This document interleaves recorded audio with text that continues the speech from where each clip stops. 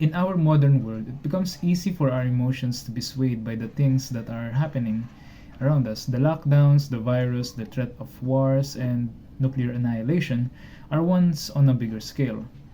But there are also those that are smaller in scale and more personal to us, like being stuck on traffic, doing overtimes at work, unsociable coworkers, too many tasks at work, financial problems, fights with your family, friends, or significant other, among other things. These things usually make it harder to carry on with our day to day lives and can sometimes lead us to breakdowns and depression.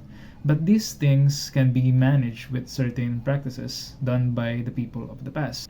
Stoicism is a philosophy that was created back in the days of antiquity by Zeno of Citium. It has been practiced by many great people of history to manage their day-to-day lives, like Marcus Aurelius, Cato the Younger, Seneca, and Epictetus. And there are some of those that didn't even know that they were practicing Stoicism in the first place, like Abraham Lincoln, John F. Kennedy, Amelia Earhart, and Ulysses S. Grant. These great people had many challenges in their lives, and they used Stoicism as a way to get through these challenges and triumph over it. From them, we can also use Stoicism to manage our own lives, and as such, here are the 4 Stoic practices that you can use for a more peaceful life. Yuri Gagarin, the first man in space, said these words as he saw our planet from above. "The Earth is blue. How wonderful, it is amazing." One can only imagine what that could feel like, seeing our planet from a perspective that is way too high. Furthermore, he said that the world is too small for us to fight amongst each other, but big enough for cooperation. One can say that Yuri said these words because he had what is called the oceanic feeling. It is a term that is used to describe a feeling of connection felt for something bigger than us, and that you are just a small part of it. In the words of Marcus Aurelius, remember matter, how tiny your share of it; time, how brief and fleeting your allotment of it; fate, how small a role you play in it. The Stoics had used a practice that simulates this feeling, called the view from above. It is an ancient practice used by them, one of those being Marcus Aurelius, to relieve his anxieties of the day-to-day living as the Emperor of Rome. As an emperor, he surely had a lot of problems back then. It enables us to shift our perspective from ourselves to the universe as a whole and how small our problems are compared to it. Practicing the view from above helps us to be able to relieve our daily anxieties, to not worry about them, giving us a bit of courage knowing that even if we do fail our endeavors, it is something that is too small of a thought to dwell on forever compared to the vastness of our universe and the infinite reaches of time. This exercise is similar to regular meditations, and to do this, all you need to do is find a comfortable seat, or you can lay on your bed, then close your eyes and imagine yourself floating above your body. Then you can look at it like astral projection. Then imagine yourself leaving the roof of your house, observing the roof itself. After a while, try to see your whole city as a whole from this view. Then eventually, try to see the planet from space and try to pinpoint where you are. Maybe you can only see your country, but that is the point of it. You are small compared to the Earth, and so are your problems.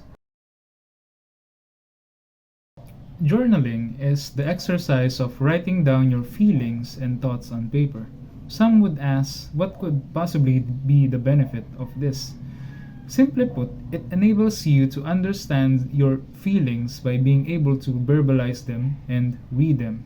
It helps you gain control of your emotions so that you would not do anything that might regret later. Marcus Aurelius, the last of the 5 good emperors of Rome, kept a journal throughout his career, which is now titled The Meditations. He used it for many things. This would be for relieving his anxieties, tempering himself, practicing discipline, and to be more understanding of his people and to become a good emperor. To emulate Marcus Aurelius, you only need a notebook, or if you prefer digital, you can use a phone. To do this exercise, the notebook must be of easy access to you of all times. If you have a job or you're a student, make sure it is always among your belongings. And from time to time, when you have these emotions that seem to overwhelm you, go on and write them down in the notebook and why, and also add why you feel them. Another way that this exercise can benefit you is by writing every night to make a review of the day. This not only helps you be more comfortable with the practice itself, but it also enables you to see the day that has passed in hindsight. Where you did wrong, where you did right, what could have been better, or how you can forgive yourself for making the mistakes that you did today because they have already since passed. Alter your impressions, like seeing roasted meat and other dishes in front of you, and suddenly realizing this is a dead fish, a dead bird, a dead pig, or that this novel vintage is grape juice, and the purple robes are sheep wool dyed in shellfish blood. This is a quote by Marcus Aurelius in his book The Meditations, when he was tempering himself to not be impressed by the food that is handed to him. Marcus Aurelius was an emperor that never abused his slaves, who never abused the power that he has, even if he was the most powerful man at that time. He also never ate more than he should, never acted lasciviously, and never became hedonistic. You might say that this should be normal, but it isn't. When in power, it is easy to be swayed by sins, but Marcus Aurelius wasn't. One of the reasons is because he tempered himself not to. He had an exercise that made him view things in an objective manner. He trained himself not to be deluded by the impressions and novelty of objects. He even describes the act of fornication as rubbing oneself with another of the opposite sex and having a seizure.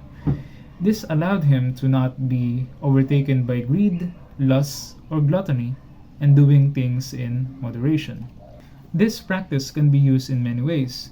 If you have an addiction like alcohol and smoking, or you tend to buy things that you don't even need, like a shopaholic, or you're going on a diet. For alcohol like wine, they are just fermented grapes that was crushed to become liquid.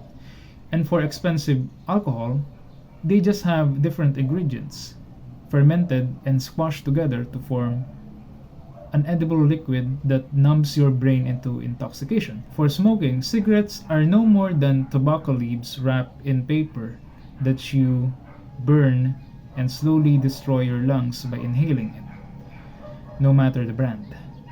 For food, let's say going to Samgyeopsal, you are paying people to make you cook the skin and meat of a dead animal, a dead pig, a dead cow, or a dead chicken. For shopaholics, let's go for clothing. Say that you saw a purple dress that really intrigued you and saw it as something worthy to buy, but it's very pricey. You don't have the money. Instead of borrowing money, you can analyze the dress. It's really just cotton dyed with insect acid that turns purple when their pH levels are high. Premeditatio malorum. In English, it means premeditation of evil. This is the act of preparing ourselves for future outcomes that are not in our favor, so that we will not be surprised and be stressed about it. Basically, expect the unexpected. This is an exercise done also by Stoics like Marcus Aurelius, Epictetus, and Seneca.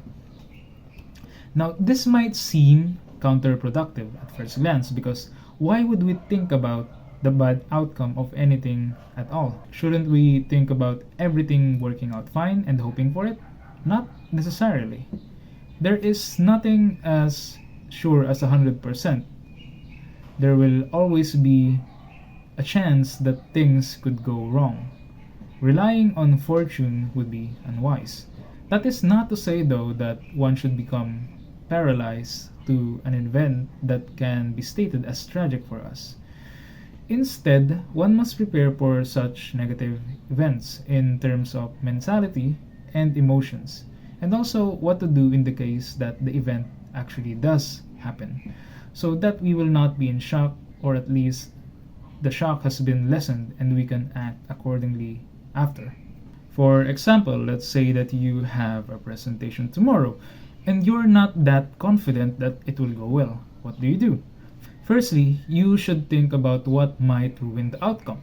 Your laptop is broken, the projector you rented might not be working properly. You might forget your script.